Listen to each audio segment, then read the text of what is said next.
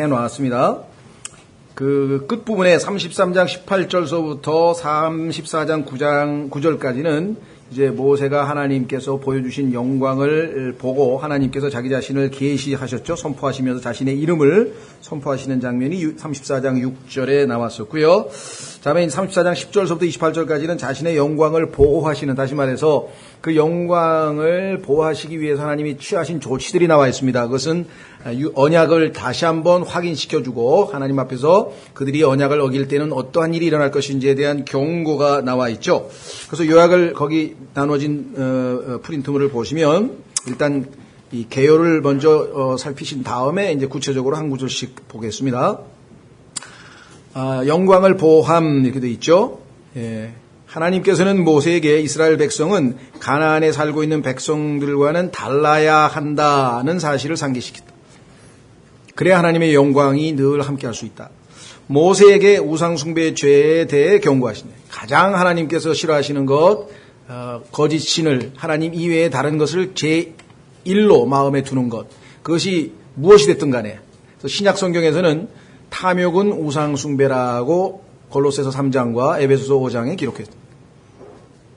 우리가 생각할 때는 형상, 무슨 부처, 그다음에 무슨 도깨비 아니면 뭐가 됐든지 간에 그 형상이 있어야 우리는 우상이라고 생각하지만 성경이 말씀하시는 우상은 그것이 아니라 하나님이 내 마음에 1번으로 첫 번째로 모셔져 있어야 되는데 그게 아니라 하나님보다 내 마음에 더 소중히 여기는 그 무엇. 어떤 사람에게는 그것이 돈이고 어떤 사람에게는 그것이 종교생활일 수도 있어요. 굉장히 아주 애매한 것 같지만 종교생활일 수도 있고 또 어떤 사람에게는 쾌락일 수도 있고 어떤 사람에게는 권력일 수도 있고 뭐가 되든지 간에 하나님보다 먼저 내 마음을 차지하고 있는 그 무엇, 심지어는 그게 가정이 될 수도 있고 아내일 수도 있고 남편일 수도 있습니다. 예수님께서 그와 관련돼서 성경에서 가끔 얘기하시죠. 자, 그래서 내 자신마저 미워하지 아니하면 이런 말이 나와요. 그런데 미워한다는 말을 우리가 종종 요번에 아마 다음 주인가요? 그 창세기 우리 지금 큐티 나가는 그 재료에 보면은 그 얘기가 나오더라고요. 마침 뭐냐면 이 미워한다라고 하는 말은 우리가 생각할 때는 막 그러면 내가 나를 미워하면 어떡하라는 거냐? 그러면 가족을 미워하라는 소리냐? 그 미워한다고 하는 단어의 의미는 소위 말하면 1번이 아니라 이거예요. 다시 말하면 내 마음에 제일 먼저 차지해서는 안 된다는 뜻이에요. 그래서 그거에 대한 오해를 불러일으키는데 거기에 대한 보완 설명이 마침 그 창세기 다음 주인가 다음 주에 보면은 그 내용이 나오더라고요.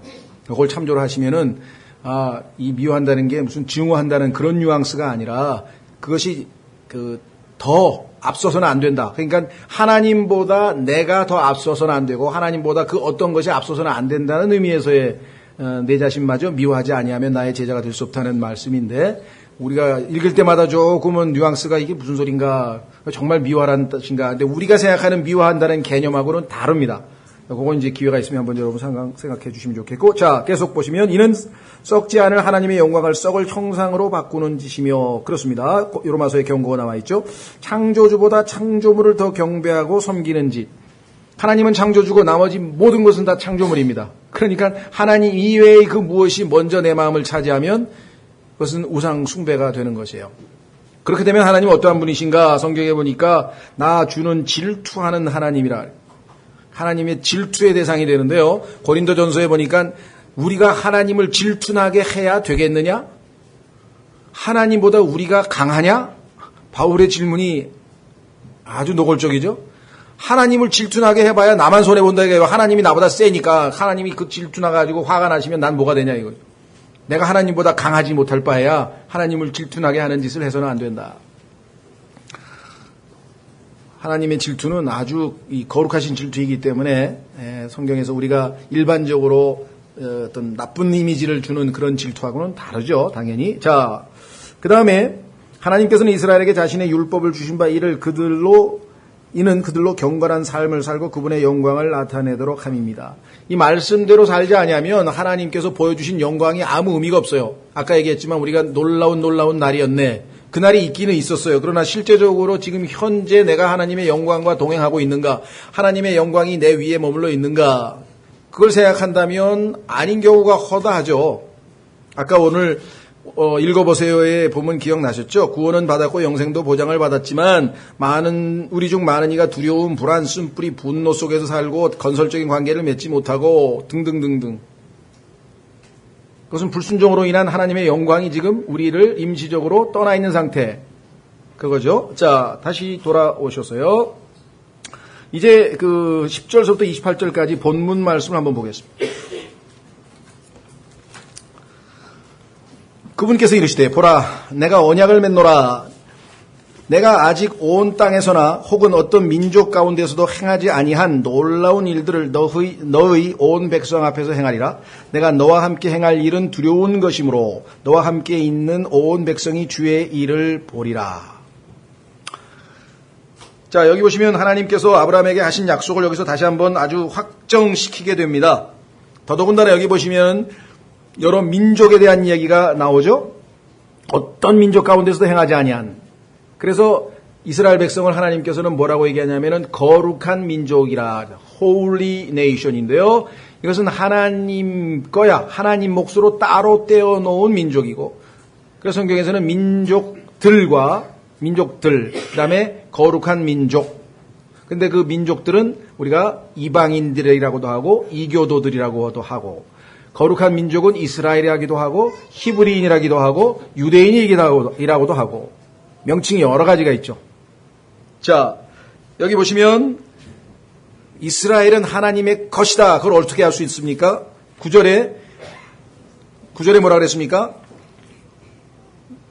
이르되 오 주여 이제 내가 주의 눈앞에서 은혜를 입었사오면 원하건대 우리 가운데 함께 가시옵소서. 그 백성은 목이 뻣뻣한 백성이니이다. 우리의 불법과 우리의 죄를 용서하시고 우리를 뭐로 삼으라고요? 주의 상속물로 삼으소서.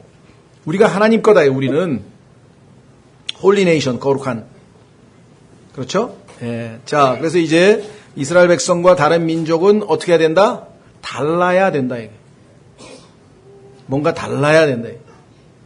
우리의 말도 달라야 되고 우리의 행동도 달라야 되고 우리의 옷차림도 달라야 되고 우리의 모든 게 달라야 돼요. 예. 스타일이 우리는 하나님 스타일, 그게 요즘 쓰는 말로 스타일이 그거예요. 영어로는 godly라 그래요. godly. Godly. 하나님 스타일로 사는 거야. 요즘 그 말로 쓰면 하나님답게, 하나님스럽게, 하나님처럼, 하나님 스타일로. 이게 성경에서 말하는 가들리의 의미예요.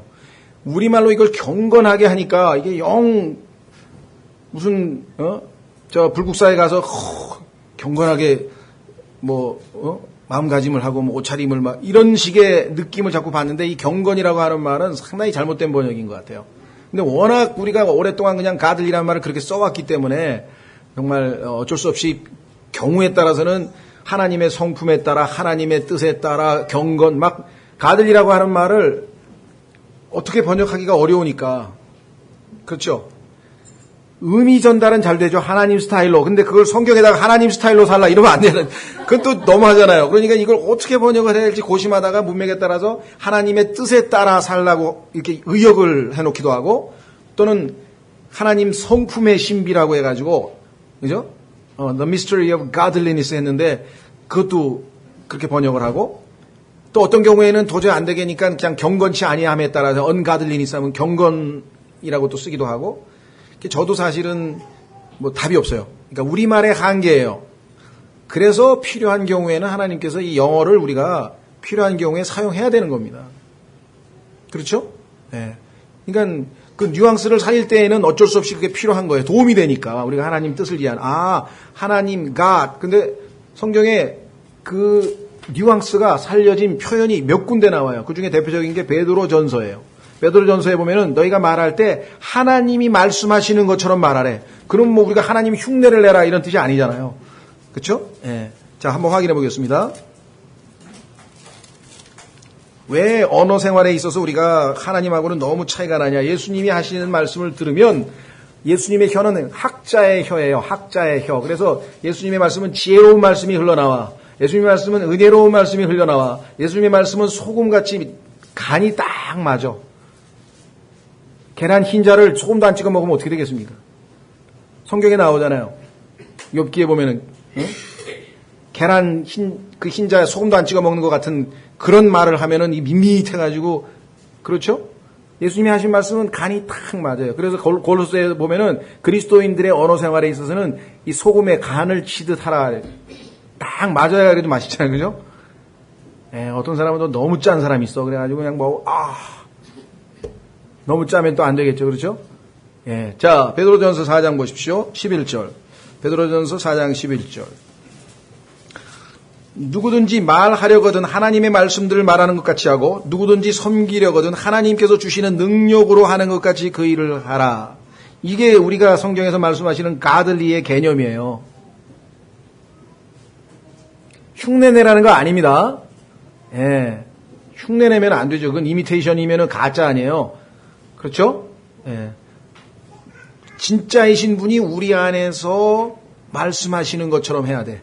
그러려면은 내가 내 자신을 부인하고 그분에게 내 왕자를 내어드려야 돼. 그렇죠? 자, 다시 돌아옵니다. 10절. 자, 놀라운 일, 두려운 일. 자, 그것이 무엇인지 우리 역사를 통해서 잘 알고 계시죠? 자, 11절 보십시오. 내용이 나와 있네요. 너는 내가 이날 내게 명령하는 것을 준수하라. 보라, 내가 내 앞에서 아모리 족속과 가나안 족속과 헷 족속과 브리스 족속과 히위 족속과 여부스 족속을 쫓아내노니. 이 족속 이름에 따라서 우리가 다양하게 영적 해석을 하는데요. 여기서 뭐 굳이 그렇게 너무 지나치게까지 할 건 없고, 하여간 나로 하여금 하나님과의 관계에서 멀어지게끔 하는 그 모든 것, 때로는 돈, 때로는 쾌락, 때로는 게으름, 때로는 자만, 때로는 자아, 때로는 그 뭐가 됐든지 그게 여기 남아있는 족속들 이름이에요. 전부다. 여러분들이 이 족속들의 성향을 잘 공부해보면요, 거기까지 영적으로 적용해도 사실은 괜찮은데 너무 지나치게 또 갖다 붙인다고 그럴까봐 저는 안 하겠습니다만은, 이 족속들의 성향을 보면은 아주 그냥 물질적인 걸 좋아하는 성향이 있는 사람이 아마 엄청 쾌락만 좋아하는 민족이 있고 그래요. 그걸 딱 보면 하나님께서 왜 이렇게 7 족속 이름을 다 열거하셨는지 그것도 장황하게 이렇게 너무 지나치게 꿰맞추면 안 되지만, 하여간 이 민족들은 하나님과는 전혀 코드가 안 맞는, 아까 언가들리, 하나님 가들리한 게 전혀 없는 특성을 다 가지고 있는 민족들이라는 거죠. 그러니까 이 사람들하고 어울리다 보면은요, 어떤 일이 벌어지는가, 우리의 그 경건한 모습이 그게 다 망가져 버려. 신앙생활의 그 경건한 거룩한 모습이 다 망가져 버려. 확인해 보겠습니다. 고린도전서. 그래서 여러분들이 누군가 어울릴 것인가? 여러분들 영어 속담에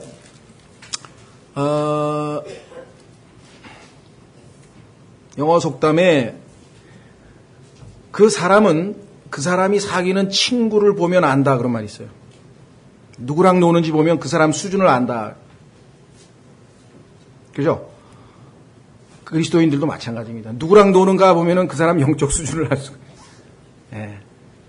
제가 중학교 때 외운 건데 하나님께서 옛날에 외운 거는 안 잊어먹네요. A man is known by the company he keeps. 중학교 1학년 때 외운 거예요, 지금 저. 요즘 거는 다 잊어버렸어요. 뇌가 지금 망가져가고 있는 것 같아요. 예. 자, 그래서 고린도전서에 보면은요, 보세요. 지금 성경 구절을 헤매잖아요. 어디 있나 그게? 지금 찾으려고 하는 성경 구절은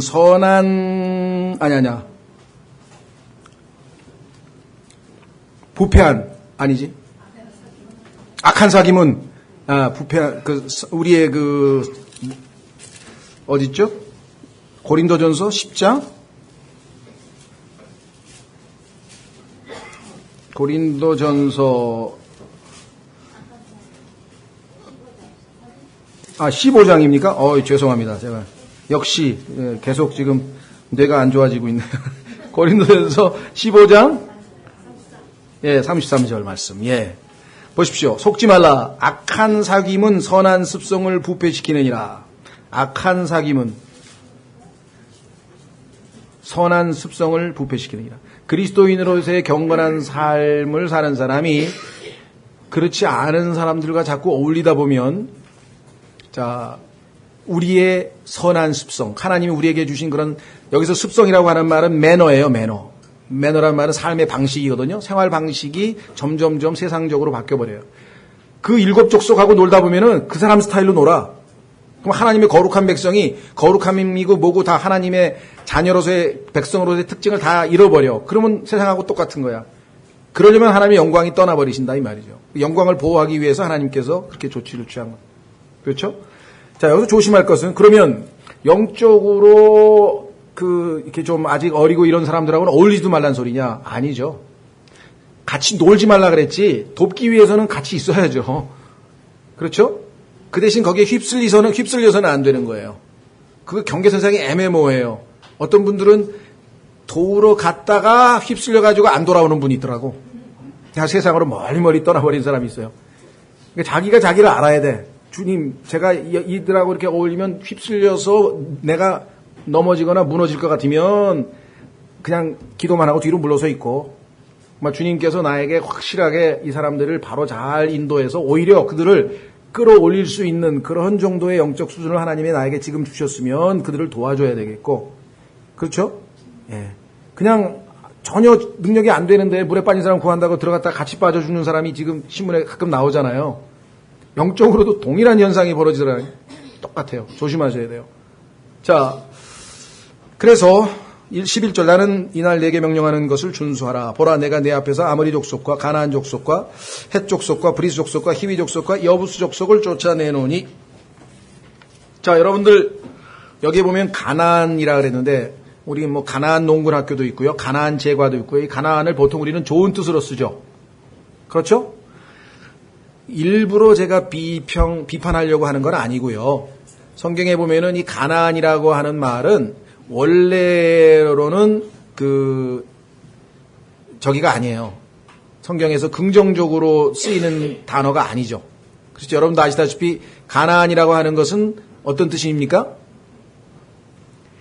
하나님께서 가장 언가들리, 즉 하나님답지 않은 백성들의 상징이 가나안이에요. 그렇죠? 그런데 그 가나안 족속들이 살고 있던 땅을 하나님께서 이스라엘에게 넘겨줘서 우리는 가나안 하면 약속 땅이 떠오르잖아요. 근데 가나안은 사실은 세상적인 민족들의 총괄적인 이름이에요. 그러니까 성경에서는 가나안 하면 100% 네거티브한 거로 나와요. 그런데 우리에게는 잘못 입력이 돼가지고 가나안 그러면 이제 좋은 쪽으로 자꾸, 왜냐하면 그게 팔레스타인 땅이고 이스라엘 백성이 하나님이 주신 약속의 땅인데 땅 이름처럼 생각하는데 땅 이름이기 이전에 하나님을 대적하고 하나님과는 전혀 문화적으로 삶의 방식이 다른 족속의 이름이라는 거죠. 그래서 그렇다고 해서 가나안 제과라든가 가나안 농군학교를 욕하지 마시고요. 그들은 좋은 뜻으로 해석을 한 거니까. 두란노도 마찬가지입니다. 두란노 서원.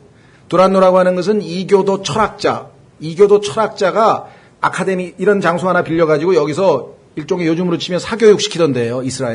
그리스에서. 그런데 그 장소가 마음에 들어서 임대를 해가지고 거기서 사도 바울이 성경을 가르쳤어요.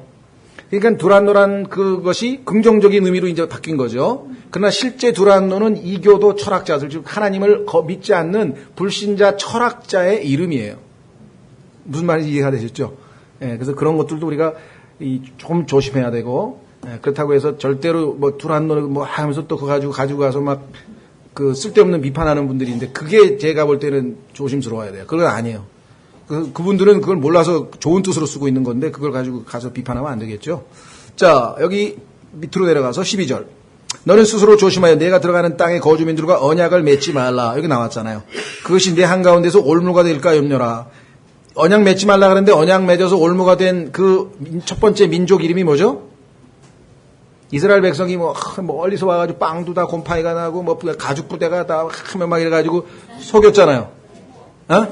그렇죠. 기브온 족속한테 속아가지고 결국은 나중에 두고 아주 그냥 올무가 됐었잖아요. 그렇죠. 하나님께서 하지 말라는데 다 이유가 있죠. 그렇죠? 예. 자, 그 다음에 13절 13절. 오히려 너희는 그들의 제단들을 멸하고 그들의 형상들을 깨뜨리며 그들의 작은 숲들을 베어낼지니라. 하나님이 하시는 일이 이렇게 부정적인 일들도 많습니다. 우리가 하나님에 대해서 대부분 긍정적으로 좋은 쪽으로 보지만 네거티브한 것이 먼저 전제되지 아니하면 긍정적인 것은 그러니까 거짓을 미워해야 진리를 사랑할 수 있고 그렇죠? 예. 더러운 것을 버려야 깨끗한 것을 얻을 수 있고 항상 양쪽이 상대적이죠. 그래서 주님께서는 여기서 첫째 멸하고 둘째 깨뜨리고 셋째 베어내고 이런 아주 강력한 그래서 잘 모르는 사람들은 뭐라고 하냐면 구약에 나타나는 하나님은 굉장히 잔인하신 분이다. 베어라 죽여라 없애라 막 너무 명령이 살벌하다 이런 분들이 있어요. 문제는 나쁜 거를 없애라 그랬잖아요. 그렇죠? 내 몸에 뭐 종기가 나서 고름이 생겼으면 짜내야지 그거를 뭐 아껴서 뭐 어떻게 나쁜 거를 버리고 자르고 하라 그랬는데 사람들은 그 강한 단어만 생각하고 왜 그랬을까요? 하나님의 백성을 보호하려다 보니까 그리고 이 사람들은 죄를 지금 지어도 너무 많이 지었어. 그래서 하나님 보시기에는 리미트 딱 꽉 찼어. 그들의 죄가 꽉 차서 하나님이 이제 그동안에 너무나 자비를 베풀어서 이제는 안 되겠다고 해서 그 타이밍에 이스라엘 백성들을 사용하시는 것일 뿐 하나님께서 이들을 전혀 자비롭고 긍휼을 대하지 않고 기회를 안 주시고 한꺼번에 심판하시는 거 아니에요. 벌써 여러 번 기회를 줬어요. 우리는 그냥 그 순간에 너무 하나님이 단호하게 말씀하시는 그거에 막 하나님 너무하시다고 이런 분들이 있고 대부분 그런 사람들 보면은 사실은 그동안에 이미 하나님으로부터 많은 기회를 얻었던 사람들인데 자신들이 심은 대로 거두는 그 순간에 그냥 아주 또 뭐랄까 우리가 보기엔 너무 이 하나님에 대해서 막 항명하고 막 무슨 항의하고 막 이런 사람들이 주변에 많이 있습니다. 오히려 정말 하나님을 진정으로 따르고자 하는 사람은 그것을 하나님의 사랑의 매라고 생각하고 히브리서 12장에 나와 있는 하나님께서 나를 사랑하시기 때문에 내가 사랑하는 자들을 채찍질하시느니라 이거였구나. 그렇죠? 알게 되고 오히려 인내로 하나님께서 원하시는 징계의 효과를 거두어서 내가 변화돼서 의에 이르는 화평의 열매를 맺게 돼서 하나님께 영광을 돌리게 될 터인데 자 그래서 여기 나와 있는 세 가지 허물고 부수며 베어낼지니라 여기 보니까 허무는 건 죄송합니다. 허문 게 아니고 뭐였죠? 멸하고 제단들 다른 하나님 이외에 다른 종교가 있어서는 안 되겠죠. 형상들 마찬가지 작은 숲들 이거 다 한마디로 얘기하면 우상 숭배와 연관된 내용들입니다. 이것 이외에도 우리가 뭐 많죠. 우리 각자에서 보면은 뭐 해당되는 게 얼마나 많겠습니까? 뭐 일일이 열거하지 않더라도 나쁜 습관도 있을 것이고 시간 낭비도 있을 것이고 쾌락도 있을 것이고 뭐 정말 다른 친구에 대한 험담도 있을 것이고 뭐 정말 그 베어내야 되고 멸해야 되고 잘라내야 되고 이건 뭐 많죠? 예. 더 자세히 알고 싶으신 분들은요. 마가복음에 가면 우리 마음속에 있는 13가지 죄악들이 쭉 연결되어 있어요. 그리고 로마서 1장에 보면은 한 20여 가지가 로마서 1장 29절서부터 쫙 나와 있어요. 그래서 쭉 거울처럼 읽어보시면서 제거해야 될 것을 제거하시면 되겠죠. 자, 14절. 여기 13절에 작은 숲이라고 번역된 이 단어는 개역성경을 포함해서 아마 히브리어의 아세라라고 하는 말을 아마 옛날에 들어보셨을 거예요. 그렇죠? 아세라. 이거는 하나님께서 번역을 해놓은 거를 의도적으로 숨기기 위해서 이거는 이제 작은 숲처럼 만들어서 거기서 제단 쌓아놓고 경배하기 위한 어떤 종교적인 어떤 그런 겁니다. 아마 여러분들 뭐 더 자세히 알고 싶으면은요 명동 성당에 한번 가본 그 입구에 있어요. 이렇게 작은 숲을 만들어가지고 한번 직접 보시고 싶으신 분은 가보시면 왜 작은 숲이란 말이 나오느냐. 원래는 나쁜 게 아니었어요. 원래는 작은 숲을 하나님을 경배하기 위해서 시작을 했는데 산당도 마찬가지고요. 높은 곳에 세우. 이게 다 나쁜 거는 좋은 것을 나쁜 방식으로 악용할 때 생기는 것이죠. 그렇죠? 돈도 좋은 거잖아요. 좋은 데 쓰면. 나쁜 방식으로 나쁜 데 쓰고 이렇게 하니까 나쁜 거죠. 그러니까 악이라고 하는 것은 하나님이 원래 주신 좋은 것을 왜곡시켜서 사용할 때 그게 바로 악이죠. 자, 그 다음에 14절 너는 다른 신들에게 경배하지 말라. 주는 질투라는 이름을 가진 질투하는 하나님이시니라. 여러분들 하나님의 질투는 굉장히 아주 무섭습니다. 하나님은 절대로 여러분에게 있어서 첫 번째로 사랑받기를 원하시지 2번을 원하시질 않아요. 네. 나는 1번만 빼고 2번이다. 하나님은 3번도 아니고 2번이다. 그래도 소용없어요. 하나님이 원하시는 것은 1번이에요. 근데 문제는 하나님이 뭐 독차지하기 위해서 독점하기 위해서 그러냐? 그게 아니에요. 하나님께서 인간이 가장 유일하게 행복할 수 있는 순간이 하나님께서 우리의 마음에 1번을 차지할 때 우리가 최고의 행복을 맛보고 최고로 기쁨을 누리고 최고로 평안함을 누리고 우리의 유익을 위해서 그러신 거예요. 우리의 유익을 위해서. 성경에서 하나님께서 뭐 하지 마라. 아까도 뭐 자매들 그 옷차림도 아까 베드로전서 3장에 우리 교회에 지금 계속 써놓은 성경에 보세요. 다. 하나님이 하신 말씀은 다 하나님께서 그들의 유익을 위해서 그들을 보호하기 위해서 그들을 보살피기 위해서 한 건데 우리의 마음이 쓴뿌리가 있고 그러면은 괜히 불평이 나고 괜히 뭐 별걸 가지고 그러셔. 누가 그랬죠? 이브가. 만지지도 말고 먹지도 말고 만지지도 말래. 너무하시지 않나? 근데 하나님은 만지지도 말란 소리도 안 하셨는데 속으로 지금 불만이 가득 차 있잖아요. 그죠? 하여간 뭐 하지 말라라든가 하나님이 무슨 말씀을 하면 마음에 그렇게 삐딱선을 긋는 분들이 있어요. 그건 축복을 다 날리는 거예요. 그런 경우에는 절대 하나님하고 마음에 일치될 수 없습니다. 그렇죠? 자, 밑으로 내려갑니다. 질투 하나 더 보죠. 왜냐하면 질투에 대해서 성경에서 긍정적으로 쓰이고 있는 장면이 또 있습니다. 고린도 후서 11장. 성경에서 나오는 단어 중에요. 질투는요. 중립적인 단어입니다. 그러니까 좋은 질투가 있고 나쁜 질투가 있어요. 그렇죠? 예. 아내가 다른 남자를 보고 뭐 이렇게 막 미소를 짓고 그런다. 그럴 때 질투하는 건 좋은 질투예요. 그렇죠? 근데 아내가 교회에서 성경 퀴즈 했는데 1등하고 자기는 2등 했다. 그래서 질투했다. 나쁜 질투예요. 자, 질투는 중립적이에요. 좋을 수도 있고 나쁠 수도 있어요. 거룩한 질투도 있으니까 성경에. 근데 시기는 아니야. 시기는 질투에서 더 나아가서 그 사람이 망했으면 좋겠다. 그런 아주 악의가 플러스가 되면 그걸 시기라 그래요. 그 시기심은 성경에서 항상 네거티브하게 나오는. 그래서 용어를 정확하게 공부하는 거 이게 굉장히 성경 공부하는 데 도움이 됩니다. 자, 고린도후서 11장에 보시면은 여기에 11장 1절 원하건대 너희는 나의 어리석은 것을 조금 용납하라. 참으로 나를 용납하라. 하도 못 알아들으니까 하고 싶지 않지만 이런 말까지 너희한테 해야 되겠냐 하면서 지금 얘기할 수밖에 없는 상황. 곤혹스럽죠. 이런 얘기까지는 안 해도 알아들었으면 참 좋겠는데 그렇죠? 이게 부부간에도 그렇고 친구간에도 그렇고 좀 쑥스러운데 안 했으면 싶은데 끝까지 그런 말까지 해야 되나? 바울도 아마 고린도 사람들이 자기가 영적으로 낳은 아들이고 정말 자기를 그렇게 잘 아는 사람인데도 불구하고 이런 얘기까지 하게 되니까 좀 씁쓸했던 것 같아요. 그래서 참으로 나를 용납하라. 내가 하나님께 속한 질투로 너희에 대하여 질투하노니 이는 내가 여기서 이 하나님께 속한 게 바로 가들리예요. 경건한 아까 얘기한 가들리 죄를 하나님은 질투하시는 하나님이기 때문에 그 질투하시는 하나님의 질투를 나도 그대로 갖고 너를 질투한다. 어떤 질투냐 보세요.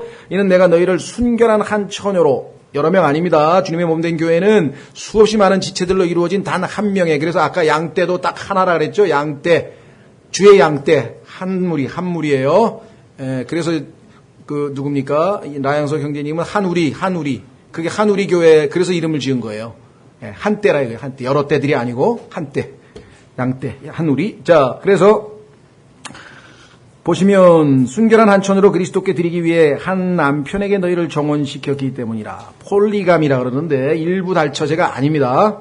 예수님은 일부 일처예요. 일부 일처. 자 여기 그 질투 나왔죠. 그러나 뱀이 자기의 간교함으로 이브를 속인 것 같이 이브를 속일 수 있는 이유가 있었어요. 왜? 이브의 마음속에 하나님을 향한 불만이 이미 있는 걸 봤거든. 그렇기 때문에 이건 뭐 낚시로 건드리면 딱 걸리게 돼 있는 그 상황이었어요. 그러니까 항상 성경에서 뭐예요? 무엇을 지키라? 마음을. 너희는 마음을 지키라. 마음을 지키지 못하면은 이 상태에서는 아주 마귀의 밥이 된 거죠. 너희 마음이 어떤 방법으로든 너희 마음이 그리스도 안에 있는 단순함에서 떠나 부패될까 내가 두려워하노라. 주님을 향해서 일편단심이었는데 어느새 마음이 흐트러져서 일편단심도 아니고 이편이심이 돼야 되나? 그러니까 영 엉뚱한 대로 마음이 쏠려버렸어요. 그래서 성경에 보니까 대만은 이 현 세상을 사랑하여 나를 버리고 떠났고, 바울은 일편단심으로 주님만을 따라가는데 같이 가던 데마라고 하는 사람은 마음이 갈렸어. 주님만 사랑한 게 아니라 지금 세상이 보니까 소위 말하면 그리스 라틴 문명이라 그러는데요. 찬란한 문명이죠. 그레코 라틴 시빌라이제이션. 그냥 너무나 취향찬란한. 그래서 그 세상이, 여러분들 지금 여러분과 제가 살고 있는 이 세상처럼 우리의 마음을 앗아가는 멋진 물건들이 많은 세상에서 살아보신 적이 있나요? 그렇죠. 모든 게 다 아주 그냥 인간 그 탐심을 자극하게끔 다 만들어놨어. 보면 자동으로 사고 싶다가 자동으로 나오게끔 만들어놨어. 뭐든지 핸드폰도 그렇게 만들고, 옷도 그렇게 만들고, 뭐 자동차도 그렇게 만들고. 그렇다고 안 보고 살 수는 없잖아요, 그렇죠? 가능하면 안 보는 게 좋겠죠. 가능하면. 그래서 약간 지혜롭게 사셔야 돼요. 하나님께서 만드신 자연을 많이 접해야 되는데, 이 도시라고 하는 거는 인간이 만들어 놓은 겉보기에 그럴싸한 것들로 너무나 많이 포장돼 있어가지고, 그래서 하여간 가능하면 뭐랄까요. 멀리 갈 것도 없어요. 들로산으로 갈 필요도 없이 그냥 한강공원만 가도 잔디가 있고 나무가 있고 벌써 분위기가 달라져요. 마음 상태가. 그렇죠? 네. 자, 다시 돌아오십니다. 출애굽기 15절, 34장 15절. 너는 그 땅의 거주민들과 언약을 맺지 말라. 아까 나왔었죠, 이미 벌써. 그 다음에 그들은 자기들의 신들을 따라 음행의 길로 가고. 자, 음행은 두 가지입니다. 하나님 대신 다른 무엇이 내 마음에 있으면 영적 음행이라 그래요. 우리도 영적으로 음행을 자주 저지릅니다. 그 다음에 육신적인 음행. 이거는 뭐 그야말로 오늘날 뭐 그냥 인터넷이고 뭐 뉴스고 뭐고 그냥 전부 밤낮 이 얘기밖에 없죠. 온 세상에 돌아가는 얘기가 지금 여기 나와 있죠. 음행의 길로 가고 자기들의 신들에게 희생물을 드리라니 한 사람이 너를 부르면 내가 그의 희생물을 먹을까 염려하노라. 어울리다가 초대에 응하고 뭐 따라가다 보면은 전부 다 여기에 말려 들어가게 돼 있죠. 16절 또 내가 내 아들들을 위하여 그들의 딸들을 취함으로 그들의 딸들이 그들의 신들을 따라 음행의 길로 가고 또 내 아들들로 하여금 그들의 신들을 따라 음행의 길로 가게 될까 염려하노라. 영적으로 우리가 오늘날 적용하면요. 그리스도인이 믿지 않는 사람과 만약에 결혼을 하게 되면 아주 그 순간에는 잘 모르더라도 나중에 가면은 엄청난 아주 이 손실을, 영적 손실을 입게 됩니다. 그래서 하나님께서 보호하시기 위해서 그와 같은 이 제약을, 우리가 볼 때는 제약이지만 하나님 보시기에는 보호 차원의 보호막을 치시는 거예요. 예. 자, 뭐 이 얘기는 우리가 뭐 너무 잘 알고 있기 때문에 길게 하지는 않겠습니다. 여러분들도 이미 주님께서 고린도전서에서 믿지 않는 자와 멍에를 지지 말라, 함께 지지 말라라고 분명하게 말씀을 하셨죠.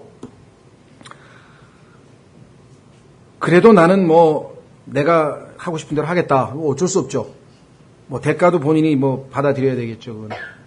그런 무모한 짓은 안 하는 게 하나님의 뜻을 따르는 게 좋겠고요. 17절 너는 너를 위해 부어 만든 신들을 만들지 말지니라. 이거 뭐 위에 지금 우상 숭배하고 연관이 되어 있죠. 자, 그 다음에 하나님께서 이와 같이 그들과 결별하고 그러면 하나님의 백성끼리는 어떻게 되겠냐 이거예요. 외롭게 혼자 지내라고? 아닙니다. 그렇게 되면 신앙생활 못해요. 그래서 모여야 돼요. 그래서 하나님께서 명절을 1년에 3번 정하셨어요. 오늘날 우리는 매주 주의 유월절 명절을 지킵니다. 매주 주님이 부활하신 첫째 날 모여서 모이죠. 예. 당시에는 하나님께서 유대인들에게는 1년에 3번을 모이는데 실제 명절은 7개입니다. 왜냐하면 유월절 다음에 바로 유월절이라고 하는 그 일주일 기간 유월절이 있고 그 다음에 무교절이 바로 이어서 일주일이 있어요. 그 다음에 그 중간에 초실절이라고 하는 예수님의 부활을 나타내는 게 있고 그 다음에 이제 몇 개월 2, 3개월 지난 다음에 오순절이 있고 그 다음에 또 2, 3개월 지난 다음에 그 다음에는 이제 나팔절, 속죄일, 장막절이 3개가 7월 1일부터 15일 사이에 뭉쳐 있어요. 그러니까 한 번, 두 번, 3번 모이는 거예요. 1년에. 자, 보세요. 뭐라고 했나? 무교절을 지키라. 왜 6월절 대신에 무교절을 썼을까요? 6월절은 우리가 이집트로부터 구출되는 구원과 관련된 거 하면은 무교절은 구원받은 백성들의 삶과 관련돼 있어요. 왜? 누룩 없는 삶을 살라 여기 나와 있잖아요. 성경에 보면은 누룩이라고 하는 것은요, 항상 부정적으로 쓰였는데 첫째는 죄를 나타냅니다. 여기처럼. 두 번째는 거짓 교리, 바리새인들의 교리, 그 다음에 위선. 그 성경에서 보면은 누룩이 무엇인지는 자동으로 나와요. 그러니까 누룩 성교회 같은 거 만들면 안 돼요. 신문에서 보면서 초반에는 너무 놀랐는데 지금은 안타까워요. 너무나 무지하구나.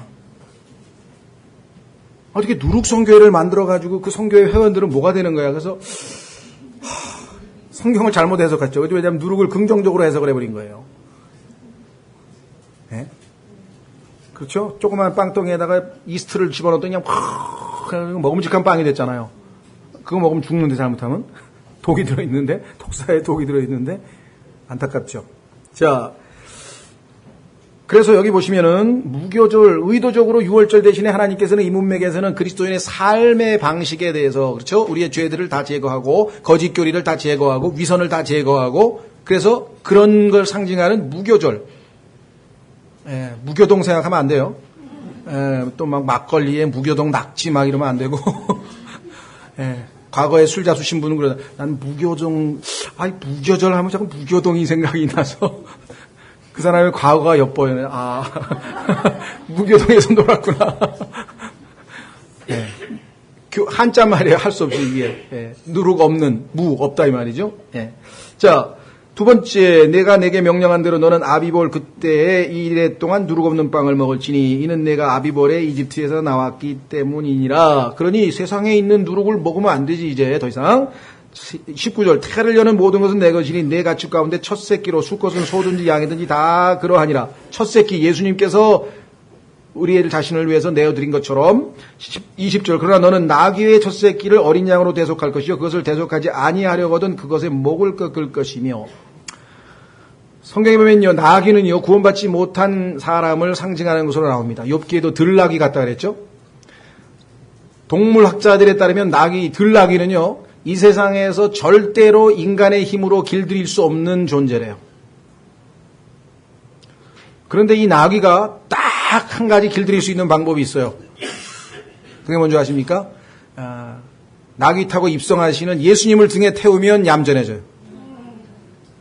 구원받으면 들나귀의 마귀의 악한 아담의 성품이나 이런 모든 것들을 다 내려놓을 수가 있어요. 예수 그리스도께서 그 위에 타시면 나귀도 얌전해질 수 있다니까요. 여기 그러신 분들은 꽤 많으실 거예요. 과거에 막 진짜 들나귀 같았던 사람들도 저도 몇 명 아는데, 저는 원래 양띠여서 양 같았습니다.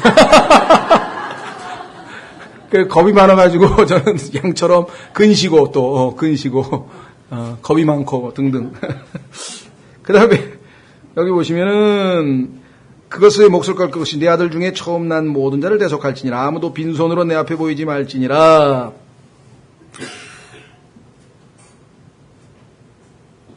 여기서 아무도 빈손으로 내 앞에 보이지 말지니라 했을 때 꼭 현대 우리 그리스도인의 신앙생활에서 헌금과 연결지어서 꼭 생각하실 필요는 없어요. 그러니까 이거를 너무 부담 가져가지고 오늘 날 한 푼도 없는데 어떻게 교회 가나 빈손으로 내 앞에 보이지 말라 그랬으니까 이렇게 또 너무 마음이 하실 분이 계신 것 같은데, 여기서 얘기하는 것은 꼭 물질적인 것만 이야기하는 것은 아닙니다. 잠언에 보면 내 아들아 내 마음을 내게 다오. 심지어는 과부의 동전 눈입도 있잖아요. 그렇죠? 정 안 되면 버스비 털어서 내면 되잖아요. 그건 다 드린 거 아니에요. 없는 대로. 그렇죠? 그러니까 전혀 부담 갖지 마시고. 그 다음에 21절, 너는 엿새 동안은 일하되 일곱째 날에는 안식할지니 밭을 갈 때나 거둘 때나 안식할지니라. 이건 하나님께서 우리의 첫 출발이 안식으로부터 출발했죠. 하나님께서 안식하셨는데 죄를 지어서 하나님이 다시 일을 하셨죠. 우리도 마찬가지. 성경에 보니까 천상에 예수 그리스도를 믿고 하늘에 안친 바 됐어요. 예수님과 함께 앉아서 충분한 휴식을 취하고 주님으로부터 말씀 공급받고 청교자매들과 교제 가운데 충분히 안식을 취한 다음에 주님의 일을 하는 겁니다. 순서를 잘 아세요. 그래서 여기 나와 있는 것 안식할지니라. 22절 너는 칠칠절 곧 밀수학의 첫 열매 명절을 지키고 이것을 성경에서는 오순절이라고도 하죠. 77, 49의 50번째 날이니까 오순절이라고도 부릅니다. 한 해가 끝날 때 수장절, 수장절은 장막절이라고도 하죠. 그래서 세 번에 걸쳐서 하나님께서 반드시 모여서 명절을 지키라. 자, 23절 너희의 모든 남자는 한 해에 세 번 여기 나왔죠. 아까 얘기했던 무교절, 그 다음에 칠칠절, 그 다음에 수장절. 주 하나님 곧 이스라엘 하나님 앞에 나타날지니라. 내가 민족들을 내 앞에서 쫓아내고 내 경계를 넓히니 내가 한 해에 세 번 주 내 하나님 앞에 보이려고 올 때 아무도 내 땅을 탐내지 못하리라. 일주일 동안 집 비우면 어떻게 됩니까? 일주일 동안 또 마지막 때는 보름간 집을 비워야 되는데 그러면 도둑이 와서 다 털어가면 어떡하냐고 겁나시죠? 그렇죠? 하나님은 우리를 너무 잘 알아요. 겁내지 말아요. 내가 지켜준다. 도둑이 안 들어온대요. 참새 한 마리도 하나님이 허락지 아니면 땅에 또 못 떨어지면은 도둑이 도둑질 하고 싶어도 손이 안 움직이는데 어떡하겠어요. 그리고 거기에 집이 있는지 안 보여. 성경에서 롯을 찾아온 그 천사들 아시죠? 눈을 치니까 안 보여가지고 막 이래잖아요. 그렇죠? 저 집, 명절 지키러 갔구나, 털러 가자 하고 딱 갔다가 갑자기 안 보여, 갑자기. 뒤끼신다 그랬잖아요. 그렇죠?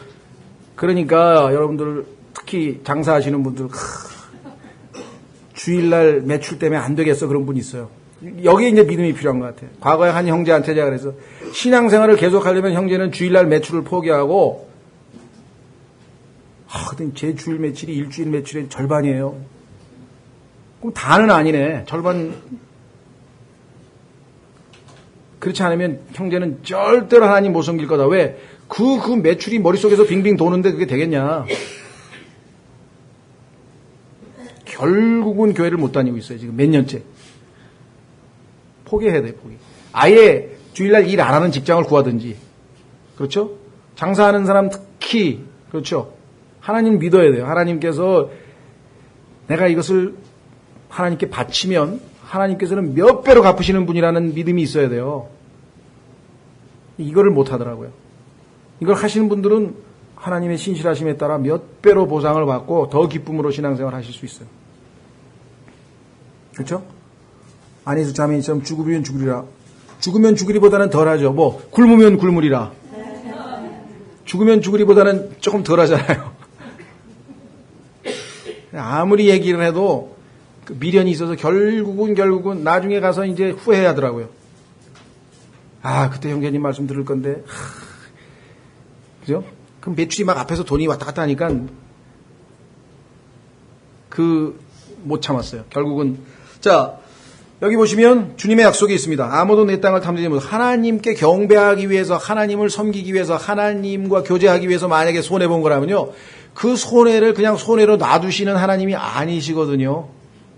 그 마음이 기특해서라도 더 채우시지. 그렇죠? 그러니까 하나님을 너무 모르는 거야. 하나님을 너무 모르는 거야. 하나님께서 그 주먹 좀 펴봐라고 500원짜리 그 붙들고만 5만원짜리 옆에 놔뒀는데 필요 없어요. 종이는 필요 없어요. 쇠가 좋아요. 점쟁이가 그러는데 쇠가 있어야 된대요. 우리 주변에도 보면 그렇더라고요. 쇠 장사를 해야지 돈이 벌린다 그래가지고 쇠 장사를 해가지고 완전히 망해버렸다. 자, 25절 너는 내 희생물의 피를 누룩과 함께 드리지 말며 유월절 희생물을 아침까지 남겨주지 말지니라. 너는 내 땅의 첫 열매의 처음 것을 가져다가 주 내 하나님의 집에 드릴지니라. 너는 염소 새끼를 그것의 어미의 젖으로 삼지 말지니라. 앞에서 다 했습니다. 이거는 중복돼서 앞에 이미 다 언급된 얘기입니다. 염소 새끼를 어미의 젖으로. 젖은 뭡니까? 우유잖아요. 말씀의 젖. 우리의 생명을 공급하는 것을 가지고 죽이는 데 쓴다는 게 말이 되겠어요? 앞뒤가 안 맞는 얘기죠. 상식적으로 봤을 때. 27절 주께서 모세에게 이르시되 너는 이 말들을 기록하라. 그러니까 지금 10절서부터 20 몇 절까지예요. 6절까지를 다 기록하라 이 말입니다. 어떤 분들은 두 번째 돌판에는 모세가 기록했다. 지금 10계명 기록하라는 소리 아니에요. 엉뚱하게 생각하시는 분이 있어요. 두 번째 10계명 돌판은 모세가 기록했다고 또 가르치는 교회도 있더라고요. 난 왜 그렇게 가르치는지 모르겠는데 여기 써 있죠? 이 말들을. 내가 이 말들이 뜻하는 대로 너와 이스라엘과 언약을 맺었느니라 하시니라. 모세는 주와 함께 밤낮으로 40일 동안 거기 있으면서 빵도 먹지 아니하고 물도 마시지 아니하였으며 그분께서는 언약의 말씀들 곧 10가지 명령을 급한데 여기 나왔네. 그분께서 기록하셨더라. 왜 그렇게 생각하시는지 모르겠네요. 자, 물은 이 빵은 안 먹고 음식은 안 먹어도 40일 살 수는 있답니다. 근데 의학적으로 물을 안 먹고는 9일 이상을 못 넘어간다고 그래요. 모세는 지금 물도 안 마시고 40일까지 있었다는 얘기는 뭐 현대의학적으로 봐도 결국은 기적이죠. 하나님께서 생명의 근원이라는 것을 우리에게 암시하고 있는 것 같습니다. 자, 29절부터 35절까지 이제 마무리를 짓습니다. 모세가 그 두 증언 판을 모세의 손에 들고 시내산에서 내려왔는데 그 산에서 내려올 때 모세는 자기가 그분과 말하는 동안에 자기 얼굴의 피부가 빛나던 것을 알지 못하였더라. 자매님들 미용 돈 들이지 마시고요. 주님과 교제를 오래 하시고 성경을 많이 읽으세요. 성경에 보니까 하나님의 말씀은 육체의 건강에 좋다라고 잠언 4장 22절에 써 있었죠. 예. 얼굴이 빛난데, 예. 번쩍번쩍 빛났잖아요. 예. 자, 주님과의 교제 가운데 하나님의 영광이 점점 스며들었어요. 아까 악한 사귐은 우리를 부패시키는 것과는 달리 좋은 사귐은 우리에게 엄청난 복을 가져다주고 우리의 삶을 변화시킵니다. 다시 말씀드립니다. 그 사람은 그 사람이 사귀는 친구로 알아본다 그랬어요. 주님을 친구로 삼아서 계속 교제하면 점점 주님처럼 닮아갈 것이고 반대로 가면 안 되겠죠. 30절. 아론과 이스라엘의 모든 자손이 모세를 보니 보라 그의 얼굴의 피부가 빛남으로 그들이 그에게 가까이 하기를 두려워하였더라. 모세가 그들을 부르매 얼굴에서 광채가 나는데 딱 보니까 뒤에 후광이라고 그러죠. 여러분들 보면은 가끔 텔레비전이나 이런 데 보면은 무슨 천사가 나타나면 뒤에서 막 이렇게 빛이 쫙 비치는. 그러니까 얼마나 겁이 났겠어요. 그렇죠? 한 사람은 영적으로 하나님과 밀착해 있는 사람이고 이스라엘 백성들은 지금 아주 육신적으로 금송아지 만들어가지고 그냥 형편없는 짓을 하고 있으니 그 차이가 굉장히 컸을 것 같아요. 그러니까 두려웠어요. 31절 모세가 그들을 부르매 아론과 회중의 모든 지리자들이 그에게 돌아오고 모세가 그들과 말하니 그 뒤에야 이스라엘의 모든 자손이 가까이 오므로 그제서야 좀 마음이 안심이 된 거예요. 겁이 났었죠.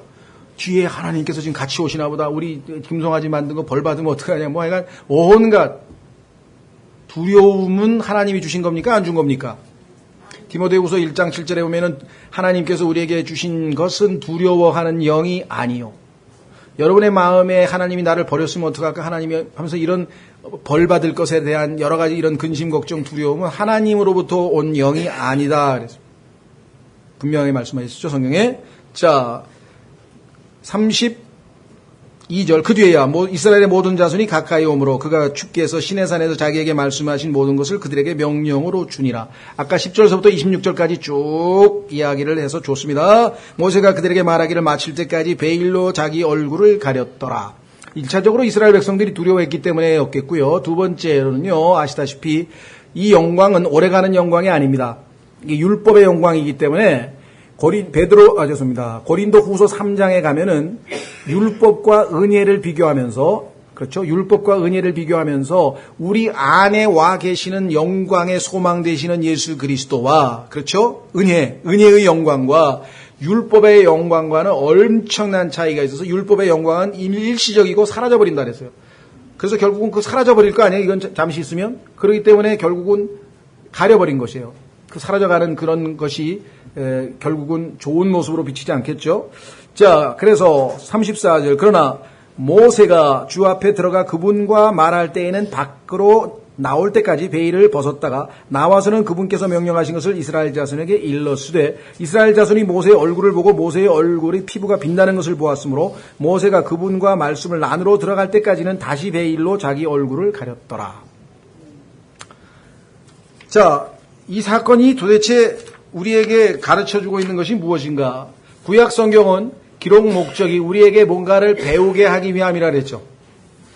구약 성경의 기록 목적은 로마서 15장에 나와 있습니다. 확인해 보겠습니다. 여러분들이 구약 성경을 읽을 때에는 하나님께서 구약 성경을 왜 쓰셨는가를 정확하게 구약 성경 물론 다 우리에게 유익을 위해서 우리에게 좋은 말씀 뭐 이 정도 생각하시면 안 되고 더 구체적으로 구약 성경을 기록하신 목적은 뭐냐? 첫째는 뭔가를 배우게 함이에요.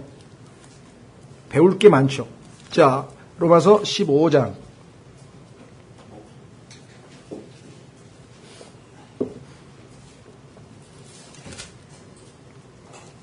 찾으셨습니까? 4절. 신약 성경이 아직 기록되기 전입니다. 그래서 로마서 15장에서는 전에 기록된 것은 구약 성경에 대한 언급인데 이렇게 기록되어 있습니다. 무엇이든지 전에 기록된 것은 우리의 배움을 위하여 기록되었으니. 요즘도 있는지 모르겠습니다만 얼마 전에는 신약 그리스도인들은 신약 시대니까 신약 그리스도인들은 신약으로 충분하다. 이스라엘 사람에게 해당되는 구약을 왜 읽느냐? 뭐 이렇게 가르치는 사람도 있었어요. 아직도 그런 분 좀 계신 것 같아. 구약 성경은 왜 안 읽으십니까? 그거 너무 방대하고 복잡하고, 우리 신약 시대 사는데 구약까지 읽어야 되겠습니까? 여러분들 뭐라고 답변하시겠어요? 하나님께서 읽으라고 하셨습니다. 왜 읽으라고 하는지 제가 가르쳐 드릴게요. 저 보세요. 저 펴서 무엇이든지 전에 기록된 것은 우리의 배움을 위하여 기록되었습니다. 뭔가 가르쳐 주시려고 합니다. 배우라고. 두 번째, 이것은 우리가 성경 기록이 주는 인내와 위로를 통해 하나님께서 구약 성경을 읽으면요 우리가 인내하게 됩니다. 욥기를 읽으면요 욥의 인내가 뭔지를 알게 되죠. 야고보서에서도 욥의 인내를 배우라 그래요. 욥의 인내. 대언자들을 인내의 본으로 삼으라. 대언자들이 어떻게 살았는가? 이사야는 어떻게 살았는가? 예레미야는 왜 눈물의 선지자라고 눈물의 대언자라고 불리는가? 뭐 읽어보면 이렇게 살았구나. 그걸 본으로 삼으라 그랬죠. 또 안위의 하나님께서 위로. 우리가 구약 성경을 읽으면서 하나님께서 욥의 이 파란만장한 하나님 형들에게 팔려가지고 죽을 고비를 넘기고 한 고비 넘어서 이제야 사나 했더니 그 사람이 또 입을 다물어가지고 몇 년을 더 기다려가지고 그냥 그렇죠? 오해받아가지고 감옥에 가고 그런데 나중에 요셉이 어떻게 됐어요? 총리가 되고 아버지 가족들 다 기근에서 살리고 이스라엘 백성의 토대를 마련하고 어마어마하잖아요. 그렇죠? 여러분 어떠십니까? 위로가 되잖아요. 그죠? 내가 지금 어떤 처지인지 모르면 주님께서 마지막 순간에 나를 예수 그리스도처럼 변하게 하시고 그렇죠? 영원한 그 약속하신 모든 것들을 다 이루실 그날을 그분과 함께 나도 영광의 순간에 동참하게끔 약속이 되어 있잖아요. 자, 그 다음에 위로, 그 다음에 소망을 가지게 하려 함이니라.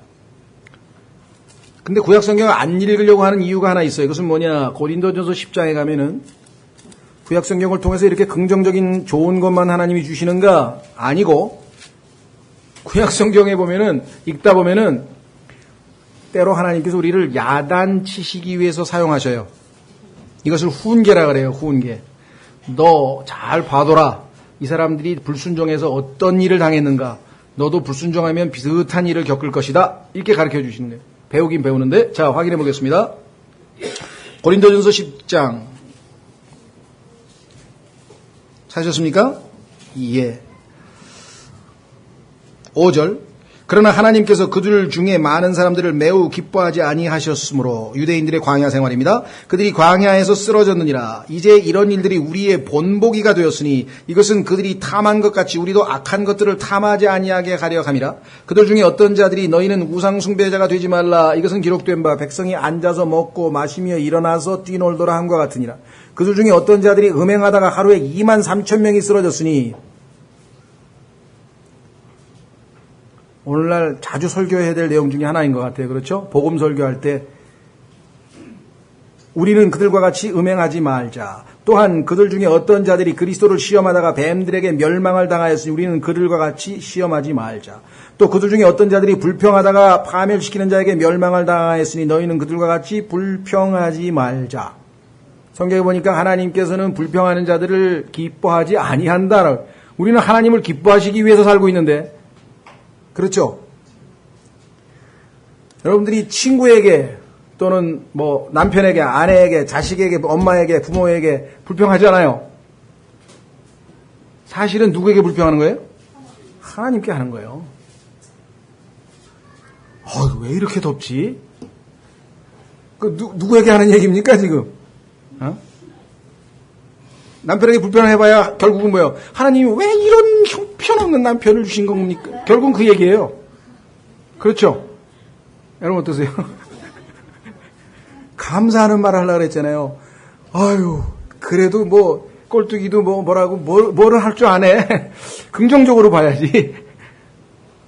그렇죠? 자, 그래서 여기 보시면 이런 것들이 뭐냐? 11절.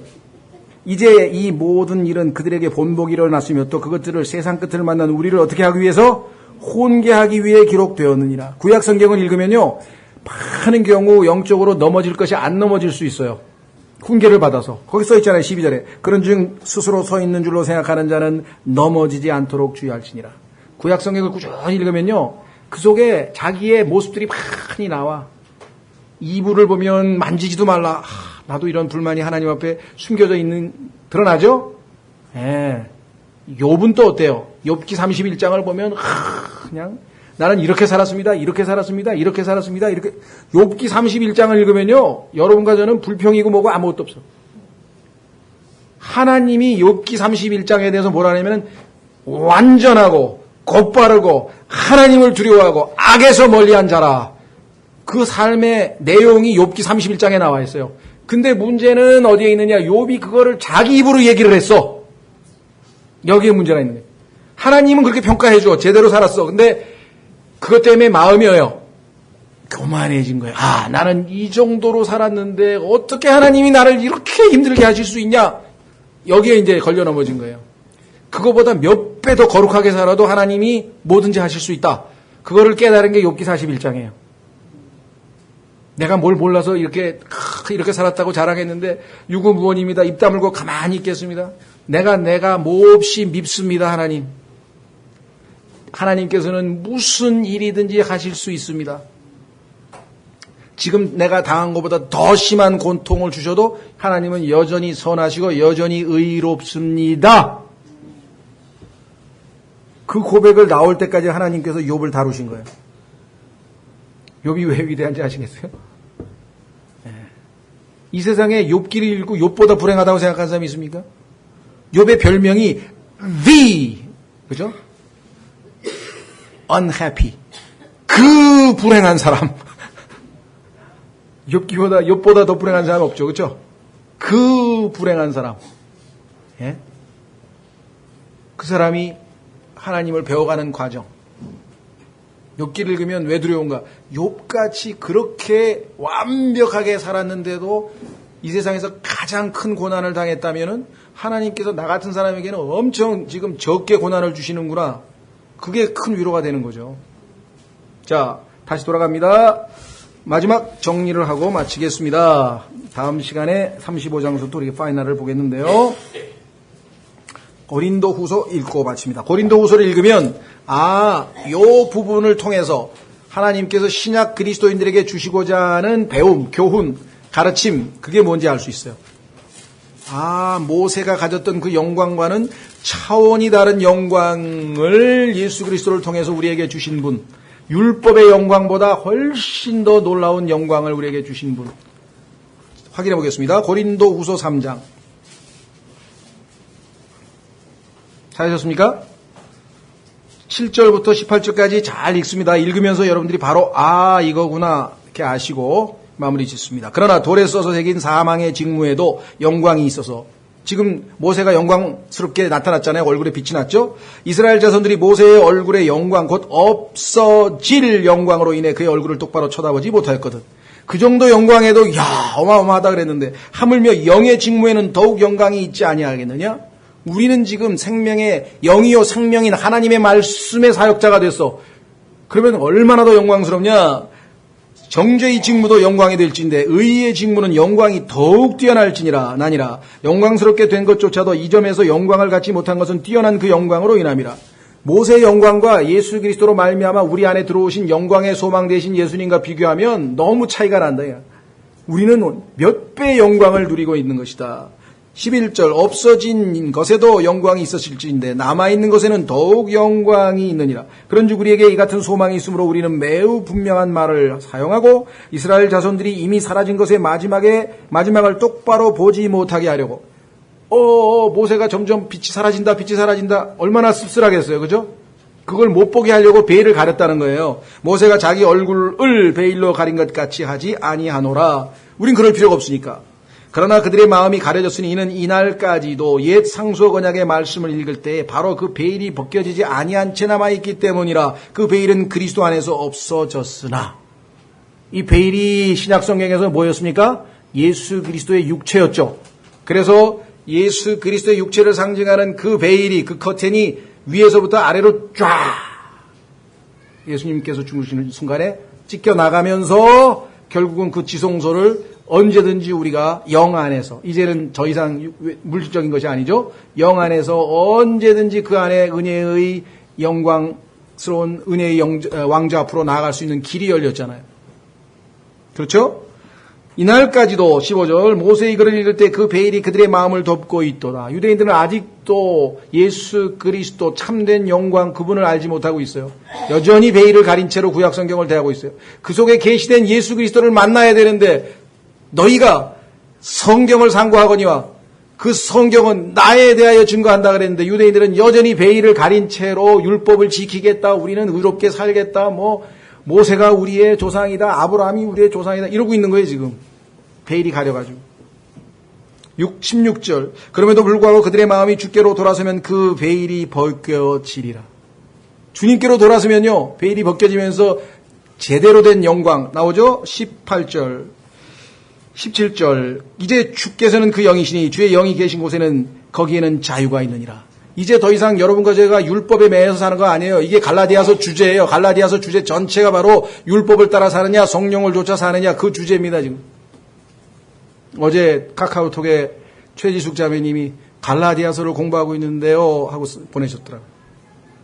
CD나 필요한 거 있으면 보내드린다 그랬더니 인터넷으로 다 또 이렇게 아이팟인가 좋은 거 사가지고 다 보신대요.